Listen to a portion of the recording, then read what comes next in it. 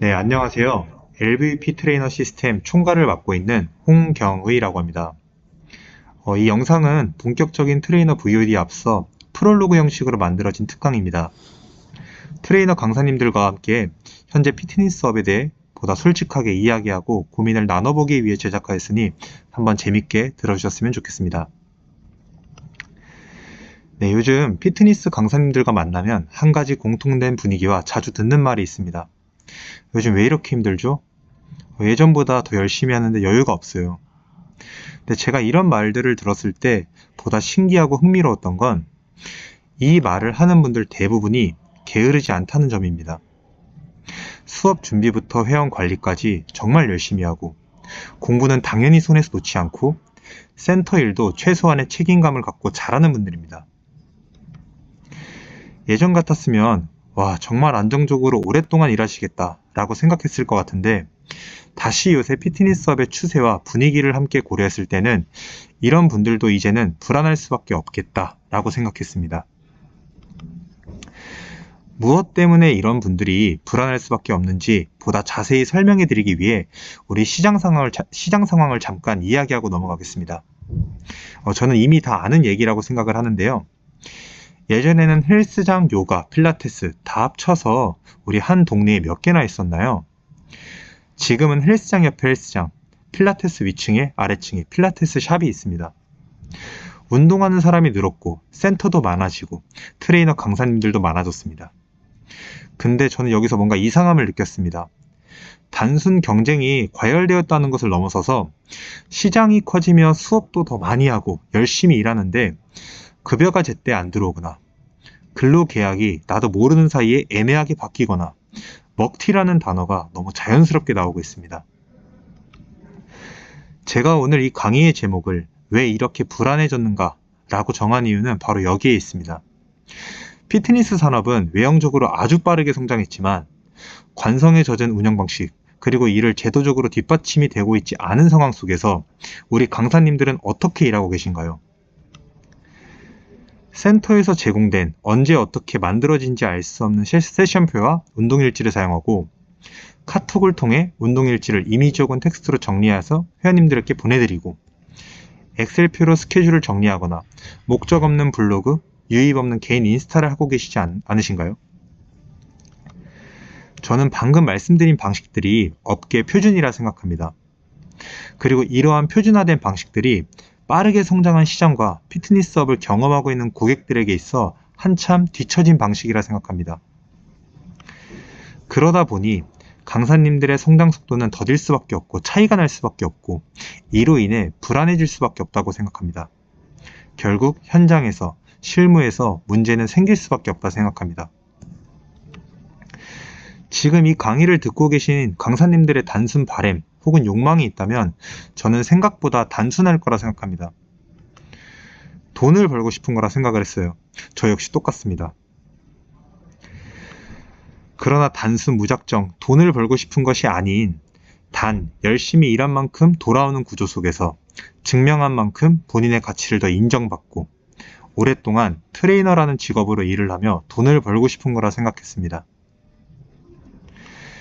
그러나 이러한 바램 혹은 욕망을 이루기 위해서는 우리가 지금껏 일하던 방식들이 점점 더 우리를 불안하게 만들고 있을 거라 생각합니다. 초반에 말씀드렸던 요새 힘들다, 열심히 하는데 여유가 없다 등의 답을 주신 강사님들께 그 다음 또 하나의 공통된 질문을 하나 더 했습니다. 혹시 지금 불안해 하시는데 그래서 무엇을 하고 계시나요? 저는 여기서 또 한 번 흥미로움을 느꼈습니다. 이런 상황 속에서 강사님들이 생각하고 계신 방법 혹은 해결책은 그래서 더 잘해야죠. 그래서 더 배워야죠 였습니다. 물론 틀린 말은 아닙니다. 그러나 문제는 강사님들이 주신 답변 속에는 왜 이렇게 불안해졌는가를 해결할 수 있는 방법들이 빠져 있습니다. 한 번 더 이 질문을 본인에게 꼭 해보셨으면 합니다. 지금 더 배우고 잘하려는 노력들이 지금 내가 일하고 있는 환경을 바꿀 수 있나요?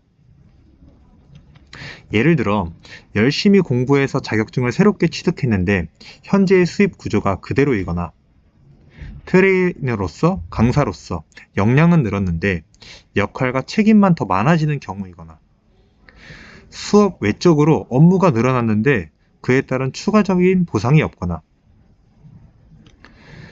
저는 이런 노력과 상황들은 성장이 아닌 소모에 가깝다고 생각합니다. 본인의 시간과 돈과 노력을 들여 성장을 이뤄냈다면 일을 하는 환경, 더 나아가 불안함 자체가 해소돼야 된다고 생각합니다. 그러나 노력은 계속하는데 나를 갈아놓고 있는데 어디에도 무언가가 쌓이지 않는 느낌이 들 것 같아요. 이것이 계속 반복되다 보면 결국 번아웃이 오고 저라도 너무 불안할 것 같습니다. 몇 년 전만 해도 우리 선생님들의 하루는 비교적 단순했습니다. 하루 5에서 6타임 수업하며 개인 운동하고 상담 있으면 하고 센터 운영적인 부분은 센터의 목, 센터의 책임이라고 생각하며 일을 했던 것 같습니다. 그러나 근래에 들어서는 어떤 환경 속에서 우리 강사님들 일하고 계신가요? 한 단어로 말씀드리면 정말 바쁩니다. 수업하고 회원 관리하고 상담하고 그 외에 또 마케팅까지 하다 보면 밥 먹을 시간이 없을 정도로 강사님들이 굉장히 바쁩니다. 그럼에도 불구하고 해당 월에 어떤 개인 매출적인 부분에 있어서 조금 저조하게 되면 제대로 된 대우조차 안 해주는 경우가 너무 많습니다. 저는 이런 상황이 일상이 되다 보면 다른 생각, 더 나아지는 생각, 다른 무언가를 할 여유와 에너지 자체가 사라질 것 같습니다. 그러다 보니 이런 상황 속에서 무작정 뭐라도 해야 될 것 같아. 그런 생각으로 일단은 시작하고 달리게 됩니다. 목표 없이, 방향 없이 불안해서 계속 속도만 생각할 것 같습니다. 네, 그렇다면 지금 이렇게 바쁘게 일하고 계신 강사님들이 가장 먼저 하셔야 할 건 무엇일까요? 더 빠르게 뛰는 게 아니라 한번 멈춰서 정리하는 시간이 필요합니다. 내가 맡고 있는 역할은 무엇인지, 어디까지가 나의 책임인지, 지금 나의 환경이, 내가 일하는 구조가 2, 3년 뒤에도 유지 가능한지. 앞에서 말씀드렸다시피 무작정 배우고 무작정 열심히 하는 것은 나의 에너지만 소모되고 피로만 남을 뿐입니다. 지금 강사로서의 나를 한번 돌아보고 살피고 나의 일하는 구조를 만들지 않는다면 앞으로 어떤 방식으로 일해도 어떤 선택을 하더라도 저는 불안은 반복될 것이라 생각합니다. 네, 그래서 한 번 더 말씀드리겠습니다. 강사님들은 반드시 지금 정리하는 시간을 가지셔야 합니다. 그리고 그 정리하는 데에 있어서 기준을 아주 명확하게 잡으셔야 합니다. 이미 현장에서 이런 부분들을 체감하거나 느끼고 계신 분들도 굉장히 많을 거라 생각을 하는데요. 이미 경쟁력의 기준이 달라졌고 이로 인해서 소득 격차는 지금 강의를 하고 있는 지금 이 시점에서도 더더욱 벌어지고 있습니다.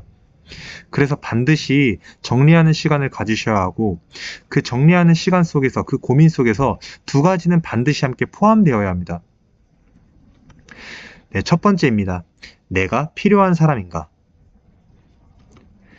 얼마나 열심히 했는가, 얼마나 오래 일했는가가 아닌 지금 내가 속해 있는 센터에 도움이 되고 있는가, 그리고 그 부분을 나도 알고 센터도 알고 있는가를 생각해야 합니다.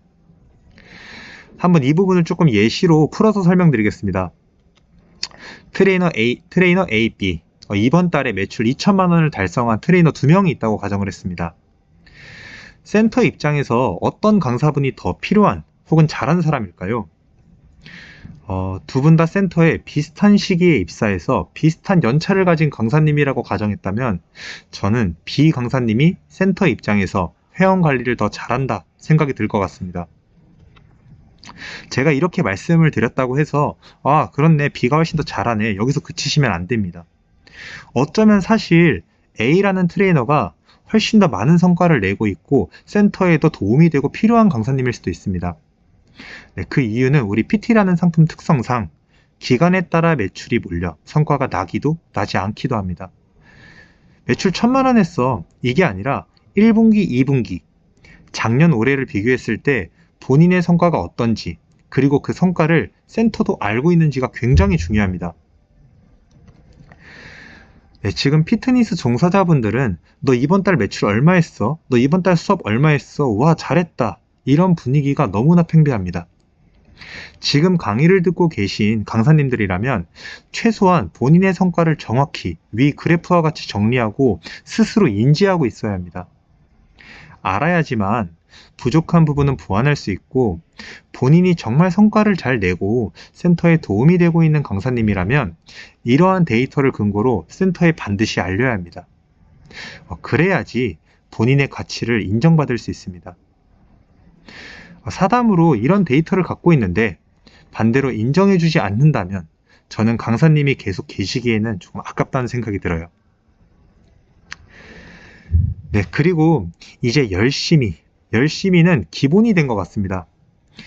예전에는 개인의 성실함이 본인의 커리어와 수입을 커버해줬다면 앞으로는 성과 없는 노력과 결과 없는 과정들은 한계가 더욱 명확해지고 한계가 금방 찾아올 거라 생각합니다. 네, 다음 두 번째 고민입니다. 나를 설명할 수 있는가? 내가 트레이닝 능력이 뛰어난가?